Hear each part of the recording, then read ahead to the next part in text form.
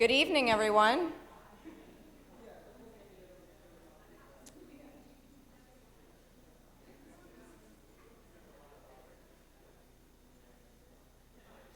Welcome to everyone who is here. My name is Yvonne Zimmerman, and I am Associate Professor of Christian Ethics and also serve as Associate Dean. And I am pleased this evening to be introducing Dr. E and soon to be Dr. Kelsey. Dr. Elaine Nogueira-Godsey, or Dr. E, as many know her here, is the Assistant Professor of Theology, Ecology, and Race here at MTSO. She brings a global perspective to her teaching and scholarly research. A native of Brazil, where she received her bachelor's degree, Dr. E earned her master's and PhD from the University of Cape Town in South Africa, where she lived for many years. She's written extensively on the intersections of ecology, race, gender, and theology. In 2017, the Global Church Project named Nogueira-Godsey one of the 18 Latin American female theologians you should know about, and we here at MTSO certainly agree. Kelsey Ryan-Simkins earned a Master's of Arts in Practical Theology from MTSO 2 years ago, where she also worked as a farmer at Seminary Hill Farm. She's currently pursuing her PhD in the School of Environment and Natural Resources at The Ohio State University. She's been involved with several applied projects that aim to implement equitable food system transformation through the establishment of food hubs in marginalized Columbus neighborhoods, and has previously worked in other urban agriculture settings. She also serves as a board member for the Ohio Interfaith Power and Light. The combined research that we'll be hearing about tonight, women's participation in food justice, developing transnational solidarity, was presented at a conference this past summer in Ireland. These two women are not only a part of our MTSO community as faculty and alumnus, respectively, but they, by their presence, passions, and personalities, have truly helped to shape the conversation and landscape of our mission around eco-theology, food, and environmental justice, and we are so pleased to have them share together and continue to teach us. So please help me welcome Dr. Nogueira-Godsey and Kelsey Ryan-Simkins.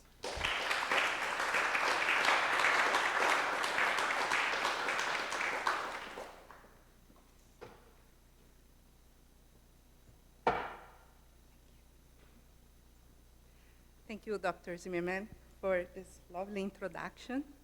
Thank you, everybody that is here on Tuesday night after an entire day of teaching and learning and meetings and everything else. So let's try to not fall asleep. So this lecture is about the key roles that women involved in sustainable agriculture play by resisting the current dominant global food system and promoting an alternative to this system. The dominant global food system is characterized by large-scale industrial agriculture and enforced worldwide by the policies of the United States and other developed nations.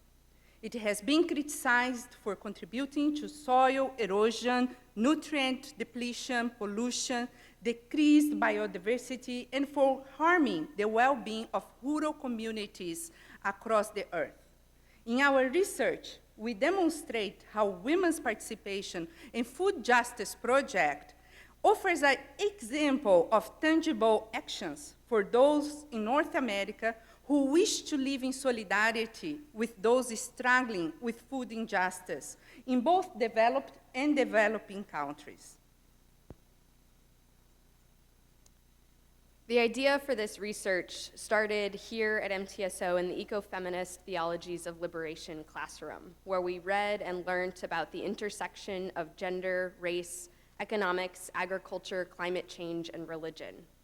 We became aware of the role that the United States plays in perpetuating a globalized and industrialized food system that not only requires significant energy inputs that contribute to climate change, but also contributes to global food insecurity by disrupting traditional subsistence patterns and maintaining inequitable patterns of food distribution. As we will discuss later in our talk, the negative effects of the industrial food system contribute to the oppression of women, especially poor women of color, in both developed and developing countries. In the classroom, one of the most consistently raised questions was to the effect of, what can we do in North America to build solidarity with the day-to-day effects of climate change in the global South? Or, we are just a few individuals here at a small school. What can we do that will have transnational effects? At that time, I was an intern at Franklinton Farms, a biodynamic nonprofit farm west of downtown Columbus, and also student worker at Seminary Hill Farm, an organic farm here on the campus of the Methodist Theological School in Ohio. I began investigating how sustainable food projects provide a tangible foundation for actions of solidarity by disrupting the industrialized food system, and especially when these projects are oriented towards food justice. Food justice brings attention to the ways in which the global food system promoted by the US is inequitable, and calls for a food system that promotes the well-being of workers and equal access to healthy food. Research at the intersection of food justice and ecofeminist understandings of solidarity turned into my master's thesis, which was advised by Dr. Elaine Nogueira-Godsey. One of the key points emerging from Kelsey's master's thesis was that although participation in sustainable agriculture projects is open to everyone, participation in food justice as a form of solidarity often accompanied the woman's work. I became curious about why women who do not depend on subsistence agriculture to survive would choose this as their profession.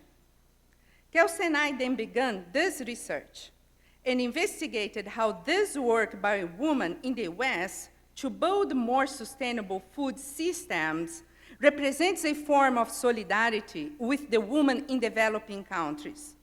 In addition, we realized that sustainable agriculture and the principles that often accompany those projects, such as supporting local producers, provide a foundation for those in North America to build transnational and local solidarity in response to the day-to-day effects of anthropogenic climate change. Sexism and racism. North American women have diverse experiences of food injustice that are shaped not only by gender, but also race, class, and education. Based on qualitative research that we conducted with 3 small sustainable agriculture projects in the Columbus, Ohio area, we found that women from a variety of backgrounds use sustainable agriculture as a way to resist the dominant agriculture system and the harm it creates globally. At Franklinton Farms and Seminary Hill Farm, we interviewed staff, board members, and intern, volunteer, and AmeriCorps Vista members. AmeriCorps Vista is a national service program that supports the work of nonprofits by providing a stipend for individuals that work with the organization. Franklinton Farms hosted 5 Vista members at the time of our interviews. Through field research observations, we contrast our findings at Seminary Hill Farm and Franklinton Farms with the Charles Madison Nabrett Memorial Garden, a community garden that was founded and led by a predominantly African-American church in Columbus. Because solidarity is the central point of this research, we decided to define it according to the knowledge and experience of those who are currently experiencing the consequences of climate change and have experienced food insecurity for a long time. We approach solidarity from a Latin American ecofeminist perspective. Brazilian ecofeminist liberation theologian Ivone Jabara writes that solidarity requires a deep realization of the interconnection along with a response to the way social, political, and economic systems that connect us allow some to flourish at the expense of others' survival. Throughout our research, we have kept in the forefront of our minds the challenge posed by Jabara. Jabara asked, how can we act politically in our countries for the common good of all? Often people are unaware of how their lifestyle has relied on the exploitation of others, and that the ability for men in the developed world to eat well has created dependence and permanent disadvantage of the poor in developed and developing countries. People are largely unaware how today low food prices continue to rely heavily on either the proliferation of animal farming, which is mostly done through inhumane practices, or through industrial practices that not only deplete the soil of nutrients, but also employ workers at starvation wages and in dangerous conditions. Those workers are forced to rely on the exploiters and tolerate abuses lest the business be withdrawn. Our modern modes of survival and practices are not very different from the ways in which European colonizers survived on the land and the knowledge of indigenous people while systematically displacing them and destroying the ecosystem. It is an embarrassment to our species that in our modern world we still rely heavily on the exploitation of others in order to eat well. We argue that one path towards solidarity is promoting an awareness of the moral ripple of our choices. This reality begs the question, has Christianity sufficiently grappled with the responsibility we accept by partaking in a globalized food system? We argue that this reality beckons a moral and ethical responsibility to understand the real impact of our choices.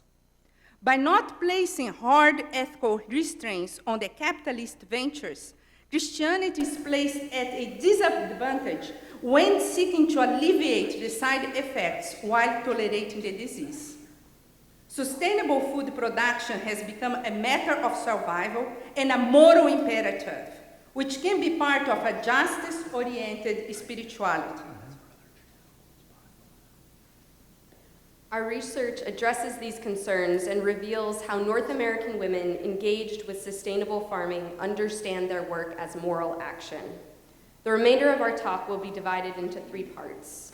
First, we will offer a brief overview of the intersection of women, agriculture, and climate change, and a brief overview of what ecofeminism is. Second, we will share our findings from our qualitative research with Franklinton Farms, Seminary Hill Farm, and the Charles Madison Neighborhood Memorial Garden, highlighting how our participants identified food justice as a moral question that requires a moral and tangible action. Because we are scholars of religion and theology, we found particularly interesting and want to bring attention to the ways women involved in those projects are engaging their faith and spirituality in the context of food justice work. Emerging from women's commitment to sustainable agriculture and food justice is a greener and justice-oriented theological understanding. Finally, we will conclude by arguing that women's participation in food justice can be, and often is, a tangible response to social and environmental injustice, and that it fosters solidarity across geographic and social disparities caused or exacerbated by climate change. So before we go ahead, let's briefly define what anthropogenic climate change and ecofeminism are, followed by the approach to the intersection of women, agriculture, and climate change. Because I'm not a scientist, I cannot be very technical when I try to define anthropogenic climate change. It was very funny when I tried to do that. I will use the words of philosopher Chris Cuomo to explain what I have learned from a number of scientific studies and scholarly research.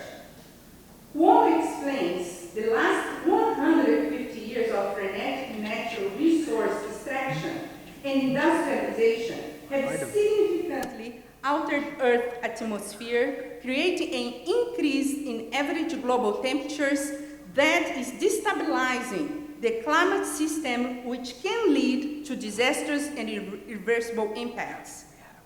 Although the Earth's climate has changed before because of natural processes, according to 97% of scientists studying the atmosphere and the changing climate, what we experience today is a product of human influence.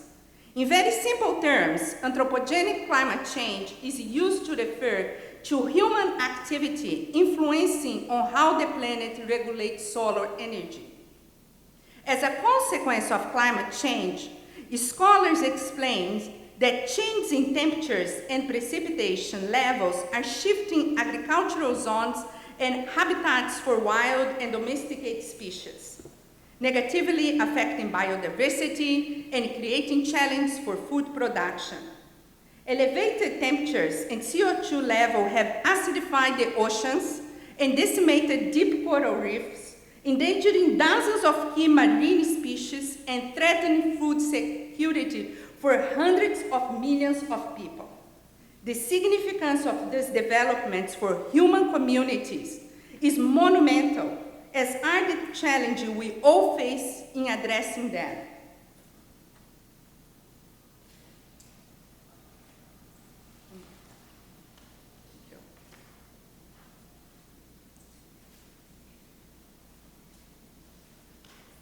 Sustainable agriculture is a crucial response to the threats of climate change.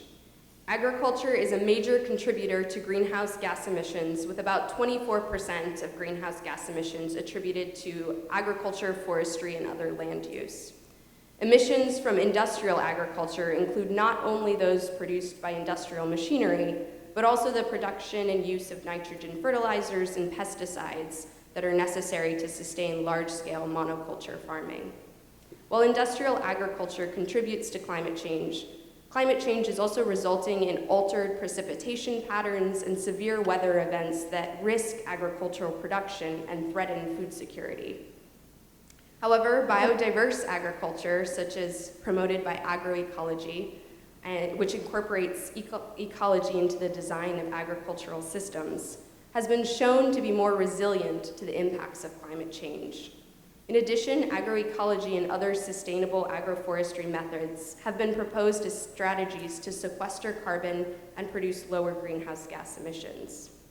Thus, a shift towards ecologically sustainable agriculture is central to climate change mitigation and adaptation. Vandana Shiva, an Indian physicist, ecofeminist, and globally recognized advocate, points out the reductive assumptions of industrialized food systems. She argues that herbicides, pesticides, and synthetic fertilizers cannot replace the complex ecological relationships of healthy soil, regionally adapted seed varieties, and other agroecological techniques. They disrupt the essential links between forestry, animal husbandry, and agriculture, which have been the basis of the sustainable model. Furthermore, by disrupting this link, the productivity of both women and nature are obfuscated. Practices such as traditional methods of seed saving performed by women in India is consistently displaced and disregarded. Agricultural development became a greener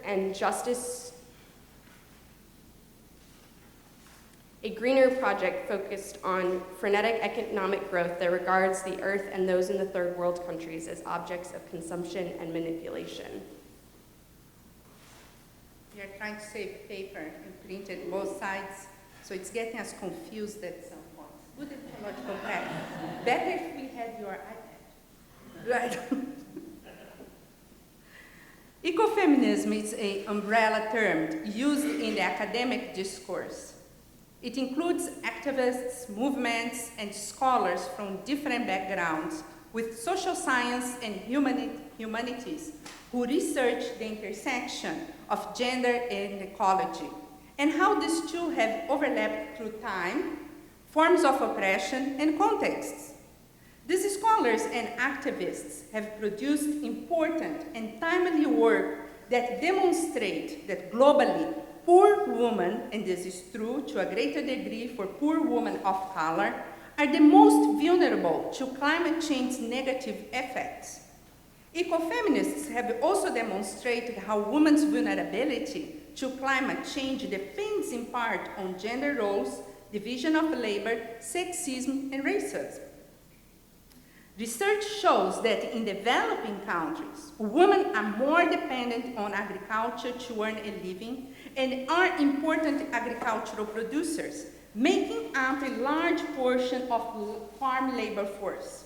Consequently, rural women in developing countries are disproportionately harmed by the effects of climate change, such as food shortage, drought, flooding, illness, and natural disasters, as demonstrated by the Intergovernmental Panel on Climate Change Fourth Assessment Report.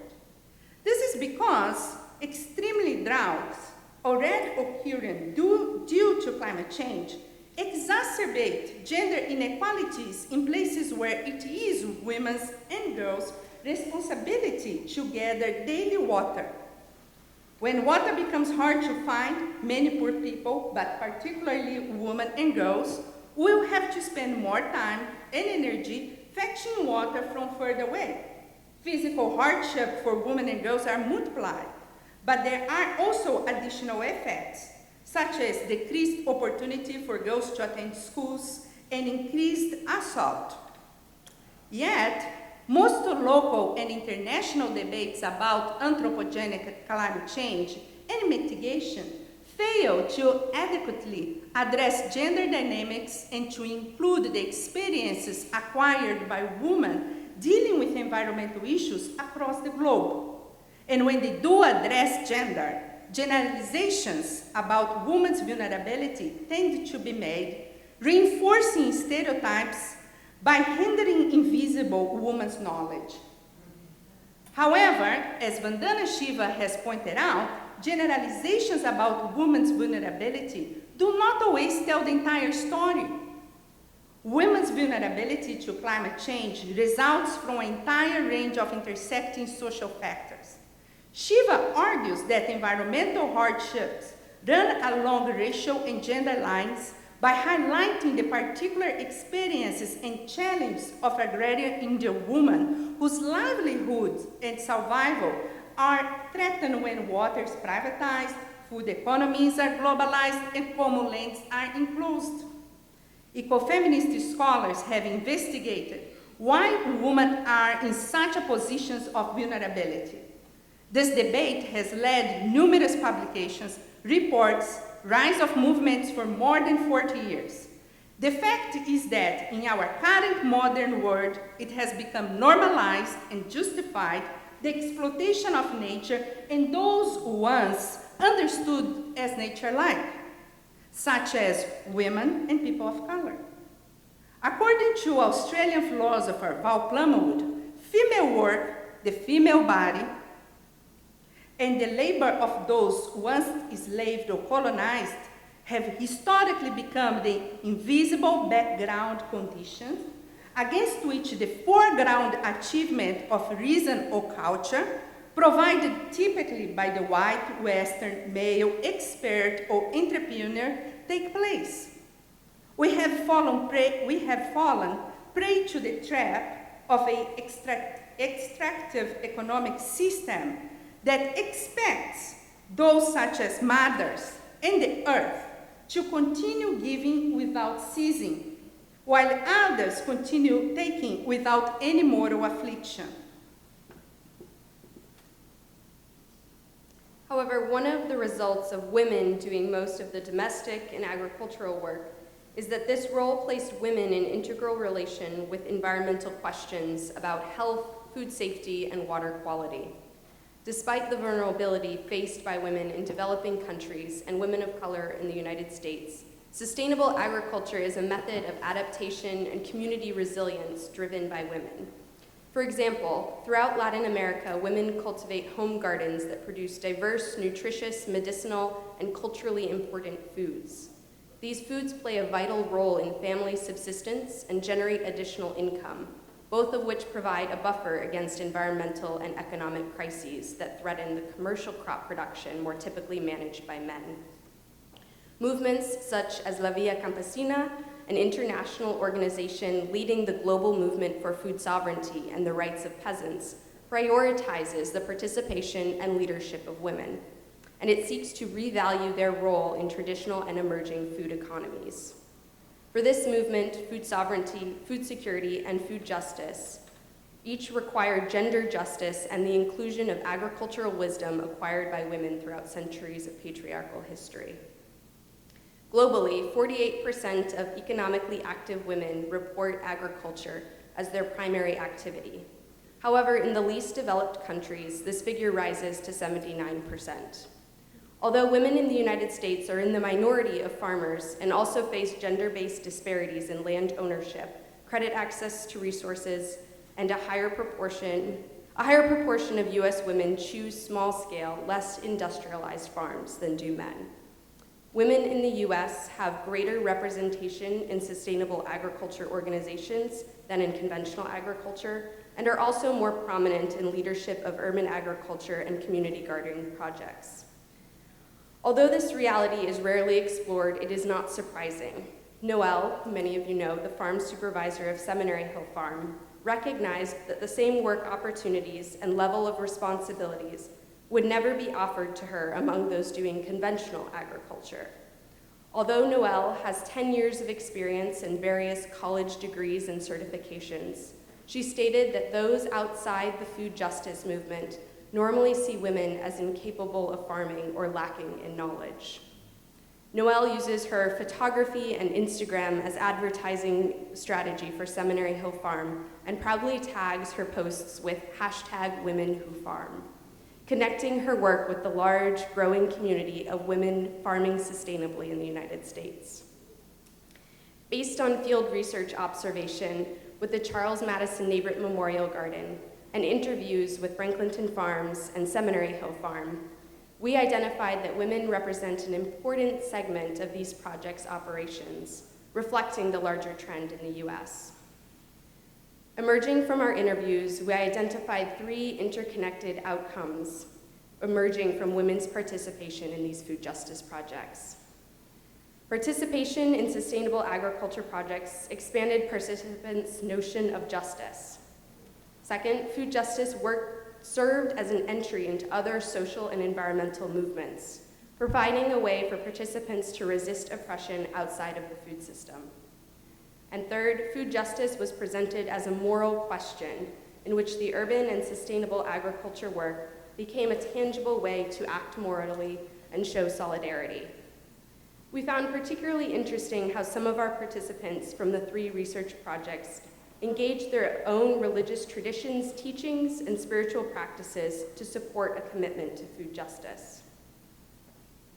For women at these farms, food justice work is moral action that is tied to systemic change-making and solidarity. We learned from our interviewees how food justice work not only addresses the environmental and social harm of industrial food systems, but also offers a way to contribute to a more holistic vision of justice that combines nature's well-being, human flourishing, and green expressions of spirituality. First, participation in food justice projects and sustainable agriculture more broadly expanded participants' notions of justice and prompted realization of structural oppression in food systems. In the words of scholars Robert Gottlieb and Annapurna Joshi, the food justice movement brings together concerns about health, the environment, food quality, globalization, workers' rights, working conditions, access to fresh and affordable food, and more sustainable land use. In alignment with the ecofeminist perspective, food justice also requires attention to gendered, racial, and economic inequalities in the food system. Participants reported that being exposed to other people's experiences expanded their understanding of justice, prompt realization of structural oppression in the food system, and motivated action. Jenny, an apprentice at Seminary Hill Farm, shared, "It was only after I started work on a small-scale sustainable farm that I realized what was wrong with big-scale animal production farming. Quicker does not mean good. You can't treat nature as a factory." Jenny's desire to be part of alternative food production increased as she realized how the dominant economic global system regards the earth as object of consumption and exploitation. For some participants, involvement with Franklinton Farms and Seminary Hill Farm were the first exposure to the concept of food justice, For example, both Kate, an intern at Franklinton Farms, and Aisha, a volunteer, learned from others how growing food in an urban neighborhood is not just about providing healthy food, but about addressing the economic and social injustice that perpetuates cycles of poverty.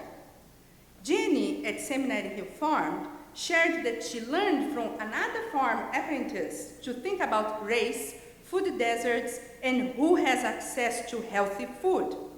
For other participants, involvement with Franklinton Farms and Seminary Hill Farm was motivated by a commitment to food justice and a systemic critique of the food system. Historically and today, food is not distributed equally. E.M., an AmeriCorps Vista volunteer at Franklinton Farms, recognized this, explaining, "We were always taught that the Irish potato famine was a crisis of not having enough food. But really, it was a crisis of capitalism not distributing food equitably. There was food, and I just see so much of that playing out everywhere, all around. Food is often used as a weapon against marginalized folks, community of color, people who are in different socioeconomic classes." Participants' expanded understanding of food justice also served as an entry point into other justice work. As Michelle, a former board member of Franklinton Farms, explained, food is really just one lens by which we can see every inequality that exists. Noelle, the farm supervisor at Seminary Hill Farm, shared that the farm's apprentice program seems to attract many young adults who want to start over in a career connected with larger global issues. M chose to work at Franklinton Farms partly because of previous involvement with the Coalition of Immokalee Workers, a worker-led movement advocating for the rights of farm workers in Florida's tomato industry. M described participating in a week-long fast in solidarity with Florida farm workers as a deeply spiritual experience, which connected M with the legacies of farm worker justice movements and resistance. M's participation in the fast contributed to a desire to never treat food like a commodity again, to identify and reject wasteful food policies, and to motivate others to take action to build a more just food system. The narrative of food justice connects the work of those at Franklinton Farms and Seminary Hill Farm to the resistance movements of others seeking justice. Participants found spiritual fulfillment in their food justice work's connection to a global and historical narrative of change. Sarah explained that the work of Franklinton Farms reminds her that she is participating in this tradition of humans trying to cultivate the earth and feed themselves. "It makes me feel like I'm part of something bigger," she shared. Those involved with Franklinton Farms and Seminary Hill Farm represented a variety of Christian, spiritual but not religious, and non-religious backgrounds. But they all described their work as spiritual, meaningful, and transformative. The holistic view of justice participants developed through their work challenged and shaped their theologies and spiritualities. For example, Mara explained how becoming involved with food justice disrupted her Christian religious belief that everything happens for a reason. "I can't justify anymore my belief that everything happens for a reason because I know of my privilege," she explained. Working with Franklinton Farms allowed Mara to re-engage with spirituality, and she described finding a renewed sense of optimism in the opportunity to participate in building a more just and sustainable food system. Through its moral and spiritual saliency, sustainable agriculture provides a way for those involved with Franklinton Farms and Seminary Hill Farm to take tangible action towards change and solidarity. M, among others, described feeling overwhelmed and hopeless by the immensity of climate change, but finding that food justice work was a hopeful avenue. M explained, "If we do this work well, we can see it change the world around us." Jenny's experience as a veterinary technician in the emergency room of animal hospitals left her feeling resentful towards the ways humans mistreat non-human animals, saying it was eating my soul. Sustainable farming, however, provided Jenny with purpose. Our research shows that Franklinton Farms and Seminary Hill Farm create spaces in which team members can expand their understanding of justice, contextualize local issues within a global movement for justice, and engage agriculture as a tangible action of solidarity and spiritual praxis. However, the work of Franklinton Farms and Seminary Hill Farm is by no means perfect. They face challenges in the ability to be a platform for solidarity within the US context, where, like gender, racial discrimination and economic disparity are often overlooked in climate change discussions. Scholars working in critical food studies question the effectiveness of the alternative food movement in the United States, including urban agriculture projects. They point out the whiteness of alternative food spaces and how neoliberal strategies that emphasize individual choices rather than systemic change perpetuate economic inequality. These critiques and the work of ecofeminist scholars such as Noelle Sturgeon point out how the well-meaning individuals who initiate alternative food projects fail to achieve justice due to their own embeddedness within dominant social, economic, and political systems.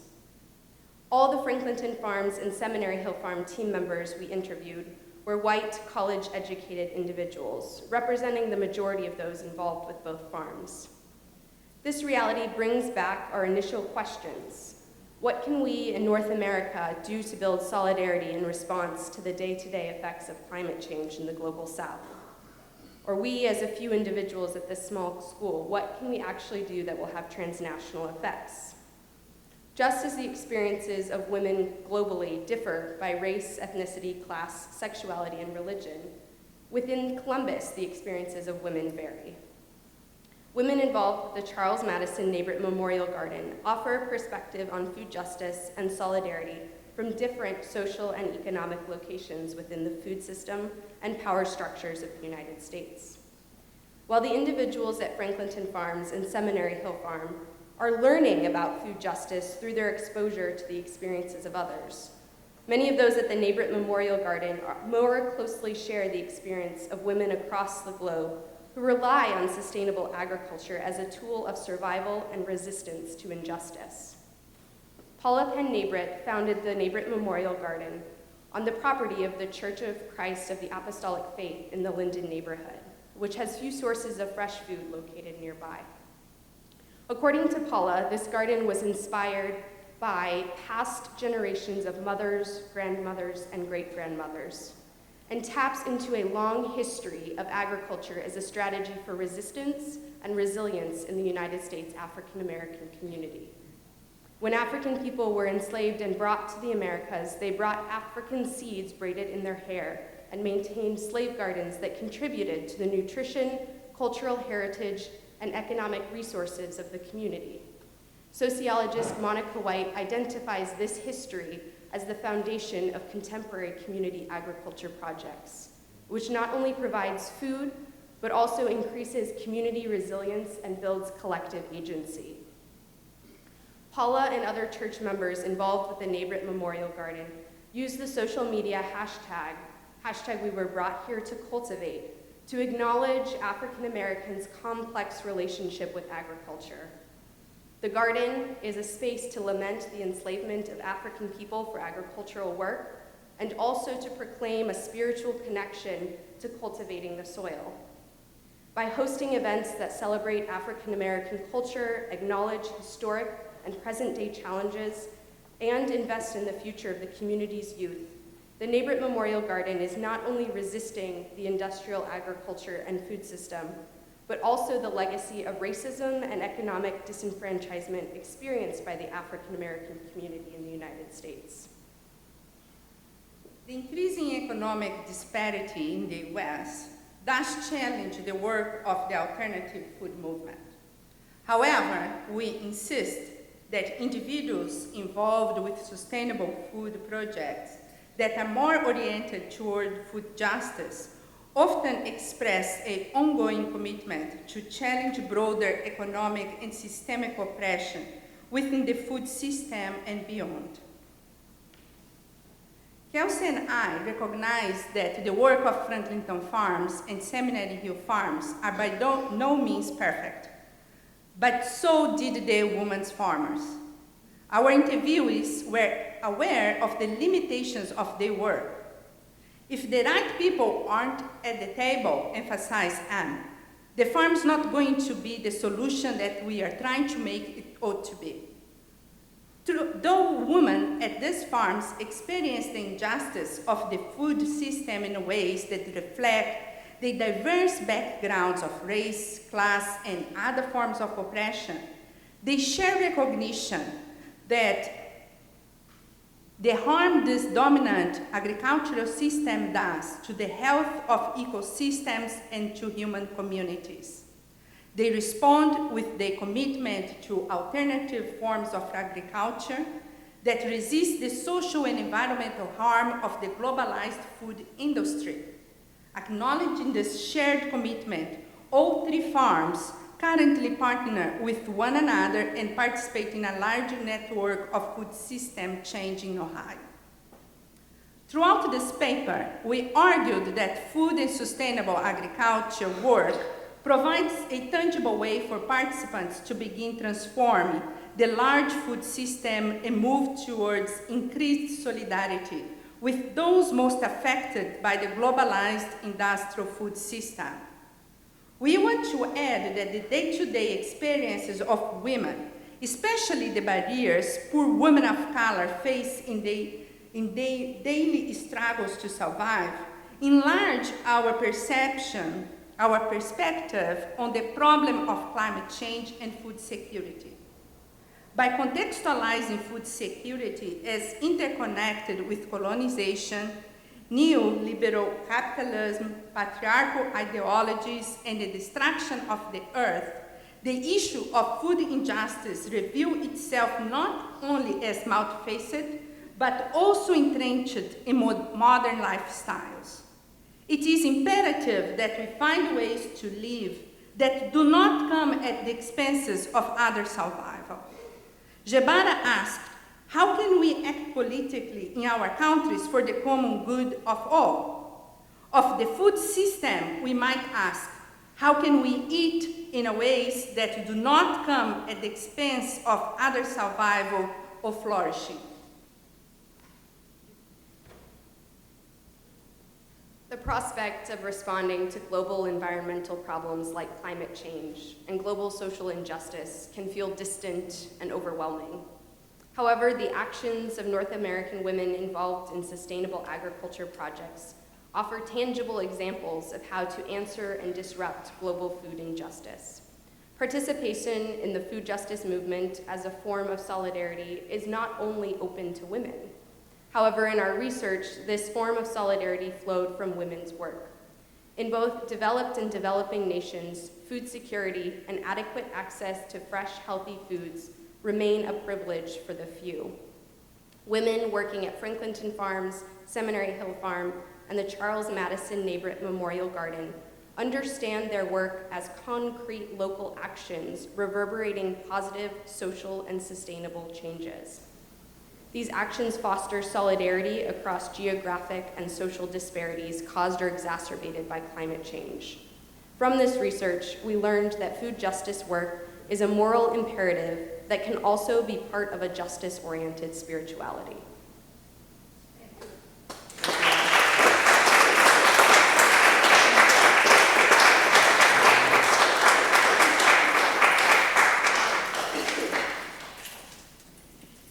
So we would love to take any questions if but it's not too tired.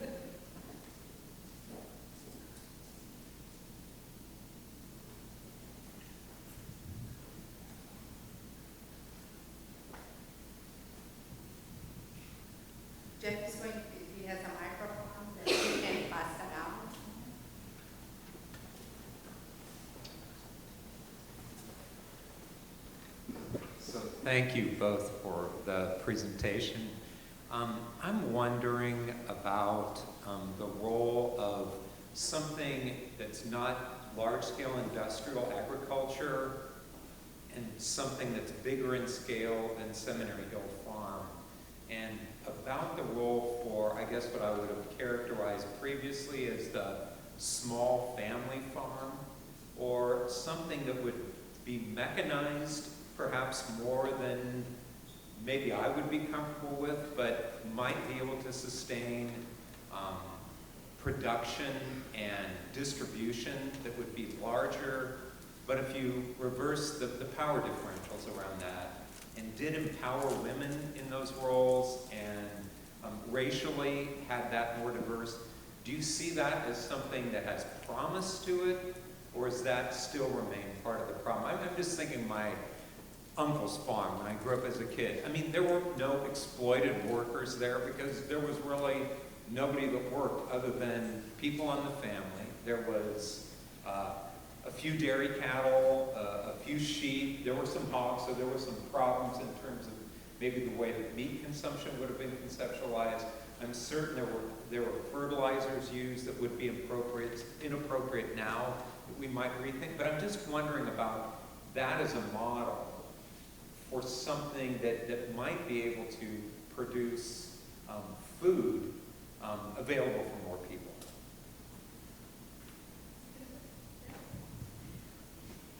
Thank you for your question, Jeff. I think I wouldn't want a takeaway from our project to be that a 10-acre organic farm or a 2.5-acre urban farm are the only staples we need in our agricultural system. I think the takeaway we want is the folks working on these projects that are very intentionally oriented towards environmental sustainability and social justice are understanding their actions as resisting these larger industrializing and globalizing forces that shape the food system.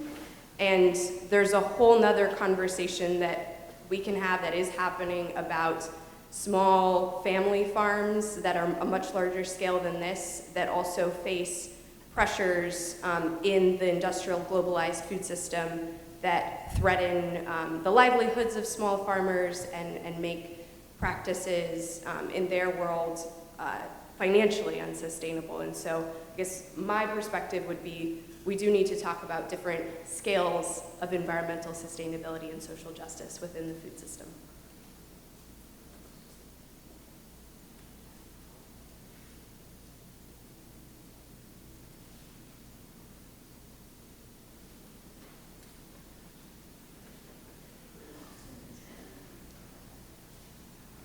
So at the risk of asking a question that may not be kosher, here's my question. So the church that I go to, the church for all people, and they have a fresh market that's open, I think, 5 days a week, and there's about 500 people who come through who are poor, who get fresh produce for free every day, that is supplied through the Mid-Ohio Food Bank. And so as you think about, which I'm sure all of that food that's coming into the South Side is produced through large industrial farming. So, I mean, how would you talk about the practice of how we can get food, healthy food out for free to people who are poor while we're making the shifts to more sustainable food production? Does that make sense? I'm not sure if I understood her question.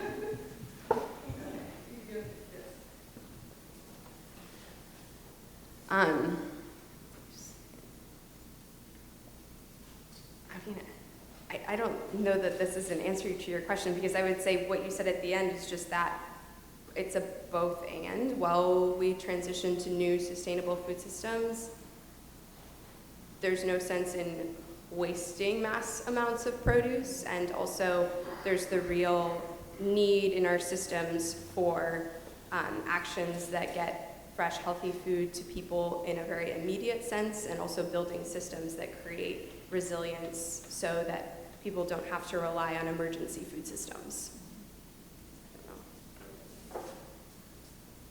Sustainable practice, without questions, it generates a lot of employment. like, we tend to think about those opportunities in light of our reality. So in the United States, the farming in general, it has a much different structure and style than farms, for example, in India or in South America. And it actually connects with some things that Jeff made me think while he made the question. Like, for example, there is data that shows how giving opportunity for women working on subsistence farming has generated empowerment and level of education and brought less, it generated a whole different positive social change in communities. So it's hard to think how this type of structure can change things in the United States when it's such a different context, right? So I agree with what Kelsey said. Like, in the current system, why would we throw away food instead of giving to the people that need? But why not also help them to learn how to farm so that we can contribute to change the system, not just by giving, but by educating in that system? And why not to educate girls to how to farm and bring them together and give them the opportunity? And we can maybe bring back a lot of the culture that we lost, and when I say we, like generalizing human beings, like thinking about my current context, like,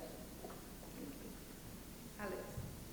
For those who don't farm, what is a good place to start in this act of like environmental justice and resistance in terms of like not physically being on the farm, but like being more theoretical?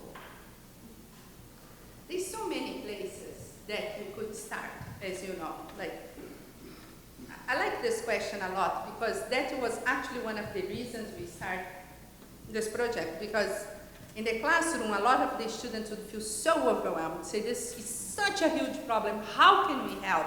It's because we have that Christian mindset in the sense that we have to go and not Christian mindset, I'm going to talk about my mindset. When I was a missionary, I used to have a mindset that I had to go and evangelize the entire world and bring the entire world to God because God wants to save the world and I want to bring everybody to be saved. And so we tend to have this view, like the Jesus Christ syndrome, you know, that we're going to save everyone. So, and this Jesus Christ syndrome impacting the way how we see things. So we start to focus exactly in small actions. And working in the sustainable farming was something very tangible that you could do and will have outcome. So working in the environmental justice movement, people could become aligned with the Ohio Power and Light organization, which Alex sits in the board. So there's so many environmental justice movements, right? There's so many social justice movements that is not necessarily involved with food, but is involved in supporting the intersection on race, gender, and climate change. So there's a number of places that people could be get involved. Maybe you're not the type of person that is marching in the streets, but maybe you are the person that can help in those organizations of writing letters to the authorities in your area. Maybe you're not the person that is good with writing, but you are a good person to organize people for a meeting and bring the tea, and so that people can talk together. Maybe you're good to look after the children of the people that is there, right?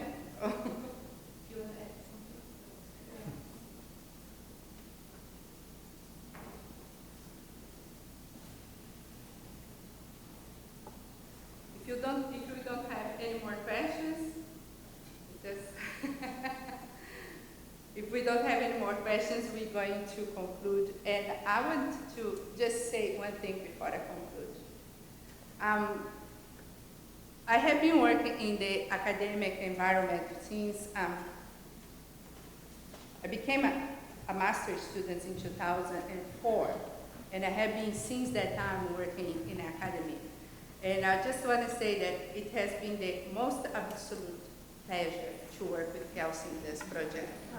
Because besides of she was my student, which I kind of stole from Tim,